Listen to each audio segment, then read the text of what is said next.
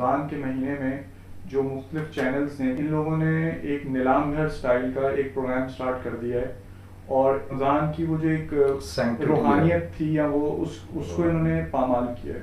تو جو بہت ہی ایکسٹریم ویو دیتے ہیں وہ اس طرح کا دے رہے ہیں. تو وہ اس کھاتے میں، کیونکہ آپ کا بھی اسی کر رہے تھے، تو اب آپ کیا سمجھتے ہیں کہ آپ نے جو پروگرام کیا، کیا اس سے مسلمانوں کو یا اسلام کی کوئی خدمت ہوئی؟ اور یقیناً آپ نے کیا ہوگا تو آپ نے اسی اینگل سے کیا ہوگا، تو آپ کیسے اپنے آپ کو جسٹیفائی کریں گے؟ ایکچولی اس میں جسٹیفیکیشن کا تو سوال ہی پیدا نہیں ہوتا. کوئی ایسا کام تو میں کروں گا ہی نہیں نا جو کہ کسی بھی پوائنٹ آف ویو سے اللہ اور اس کے رسول کی مرضی کے خلاف ہوگا. وہ تو میں کرنے کا سوال ہی پیدا نہیں ہوتا. ٹو بگین ود جب شروع کے اندر ابھی جب انہوں نے مجھے یہ ٹرانسمیشن کرنے کو کہا تھا، اس میں بہت ساری چیزیں ایسی تھیں کہ جو کہ مجھے جب بے شمار اعتراضات تھے مجھے، اور میرے اعتراضات میرے ذاتی اعتراضات نہیں ہیں، ظاہر سی بات ہے. وہ میں اس کو پھر اللہ اور اس کے رسول کے پوائنٹ آف ویو سے دیکھتا ہوں کہ یہاں کیا ہمیں گنجائش ہے، یہ ہم کیا کر سکتے ہیں، یہ ہم کیا کر سکتے ہیں یا نہیں کر سکتے، یا اس میں ہمیں ہمارے علماء کتنی گنجائش دیتے ہیں. ٹھیک ہے، بات یہ ہے کہ کسی بھی کام کو کرنے کے لیے، کسی بھی نیک کام کو کرنے کے لیے، کسی بھی اچھے کام کو کرنے کے لیے 6 چیزوں کا دیکھنا ضروری ہوتا ہے. 6 چیزوں کا نیکی کے کام کرنے. سب سے پہلے تو آپ کو اللہ کو راضی کرنے کی نیت سے کرنا پڑتا ہے کہ میں اللہ کو راضی کر رہا ہوں.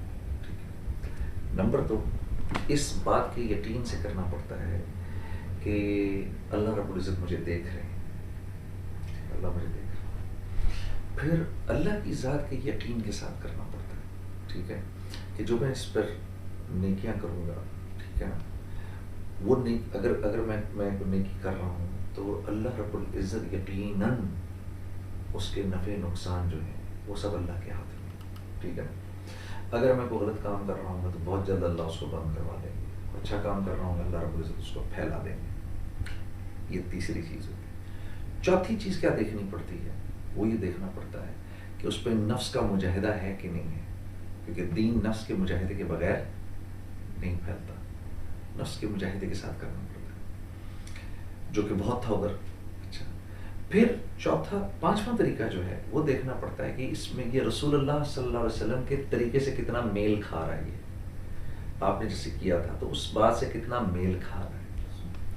اور چھٹی اور امپورٹنٹ جو چھٹی چیز ہے وہ یہ ہے فضائل کا استحضار، کہ میں اگر ایسے کروں گا تو اس پہ مجھے کیا ملے گا.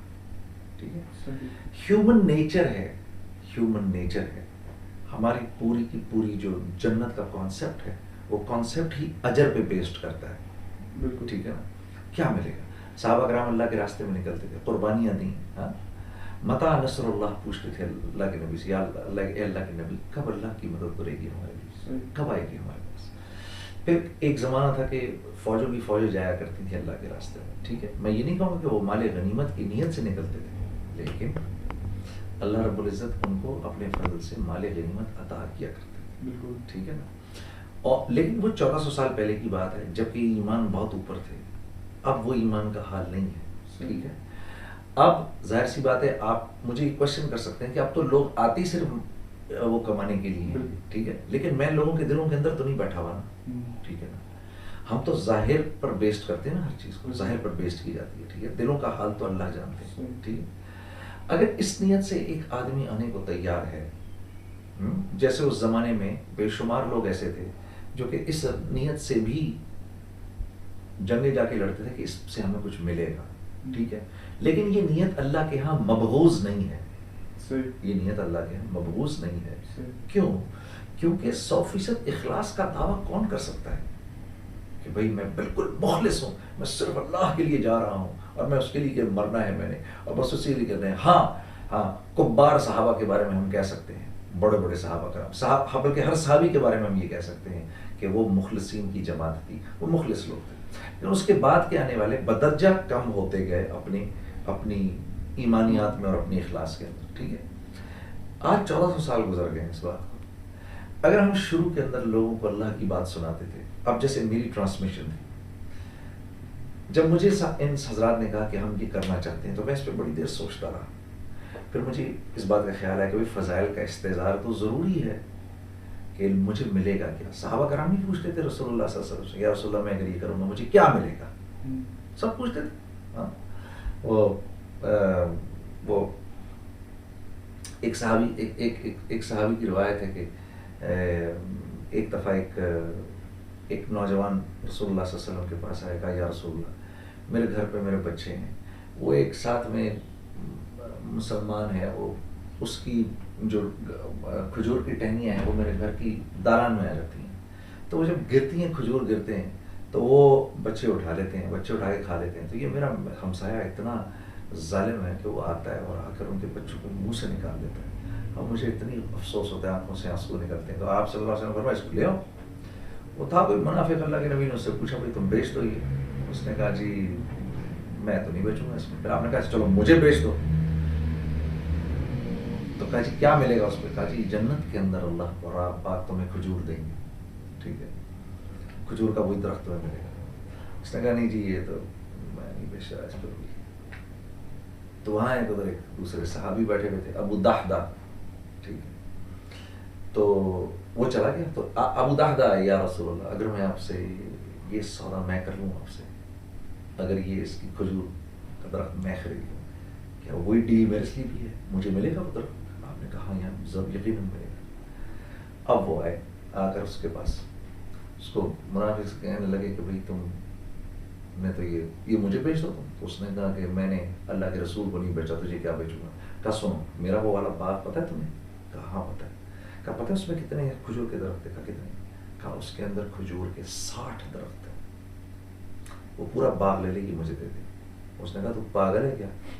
ہاں، اس نے کہا تو پاگل ہے۔ کہا سن تو سودا پکا کرتا ہے، صرف اتنا بتا، سودا پکا کرتا ہے؟ اس نے کہا جی میں سودا پکا کرتا ہوں۔ کہا بس آج کے بعد سے یہ کھجور میرا ہو گیا، ٹھیک ہے، اور وہ باغ پورا ہو گیا۔ اب یہ گئے اپنے باغ کی طرف، اور باغ کو انٹر نہیں کیا کہ ایسا نہ ہو میرے دل کی حالت چینج ہوئے، اندر سے آواز باہر سے آواز لگے اے ام دحدہ باہر آ جاؤ کہ میں نے یہ باغ جنت کے باغات کے لیے خرید لیا۔ اب وہ عورت بھی بنی ہوئی تھی، ام دحدہ جو تھی، انہوں نے کہا بہترین سودا کیا، بچوں کو لے کے باہر آ گئی۔ آپ اللہ کے نبی صلی اللہ علیہ وسلم کے پاس چلے گئے، کہا یا رسول اللہ وہ میں نے خرید لیا ہے، مجھے میرا درخت ملے گا جنت کے اندر؟ آپ نے کہا نہیں وہ نہیں ملے گا۔ تو حیران ہو گئے، کہا میں اس وقت اپنی آنکھوں سے دیکھ رہا ہوں اے ابو دحدہ کہ اللہ نے جنت میں تیرے لیے کتنے باغات لگا دیے ہیں تیرے اس باغ کو دینے کی وجہ سے، اب بدل گیا سودا۔ تو بات یہ ہے کہ یہ صحابہ کرام کی بھی یہ سنت تھی کہ وہ اجر مانگا کرتے تھے، اور اجر اللہ سے لینا، ہم اجر اللہ سے لے رہے ہیں۔ تو یہ میں سوچتا ہوں کہ یہ جب ہم لوگوں کو اللہ کی بات سنائی، نبی کی بات سنائی، نعت سنائی، قرآن سنایا، سب سنایا، سب کچھ کیا، اب ہم خوش ہو کے لوگوں کو کچھ دینا چاہتے ہیں، ٹھیک ہے، جو کہ عین دراصل ایک اللہ رب العزت کا معاملہ ہے۔ اس پوائنٹ آف ویو سے میرا خیال ہے، ہاں اس میں ایک بات کا خیال رکھنا ضروری ہے، وہ یہ کہ جتنا ٹائم آپ اوپر دین کو سکھانے میں لے رہے ہیں اور ہر سیگمنٹ میں لے رہے ہیں، جتنا ٹائم آپ قرآن سنانے میں لے رہے ہیں، جتنا ٹائم آپ حدیث سنانے میں لے رہے ہیں، جتنا ٹائم آپ نعت سنانے میں لے رہے ہیں، جتنا ٹائم آپ علماء کی مجلس میں عالم اور عالم میں لے رہے ہیں، اتنا ہی ٹائم اس میں لیں، زیادہ نہ لیں، تھوڑا سا ہی ٹائم لیں۔ یہ نہ ہو کہ اس بات کو بنیاد بنا کر آپ 2 گھنٹے تو لوگوں میں انعامات بانٹتے رہیں اور اوپر اللہ کی کوئی بات نہ ہو۔ بس یہ میرا پوائنٹ آف ویو ہے۔